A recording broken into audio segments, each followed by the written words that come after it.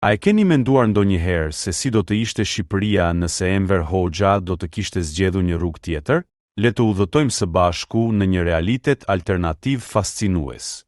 Imagjinoni sikur në vitet 40 Enver Hoxha të kishte vendosur të bashkëpunonte me Amerikën, në vend që ta izolonte vendin. Një vendim I tillë do të kishte transformuar rrënjësisht të ardhmen e Shqipërisë. Sot, me shumë mundësi do të ishim një vend I zhvilluar ekonomikisht, me një demokraci të konsoliduar dhe antar I NATO CBS që në vitet e para të tranzicionit. Marrëdhëniet tona me fqinje do të ishin më të qeta, ndërsa shoqëria jon do të kishte përfituar nga liria e lëvizjes dhe shkëmbimi kulturor me perëndimin. Por historia nuk mund të ndryshohet.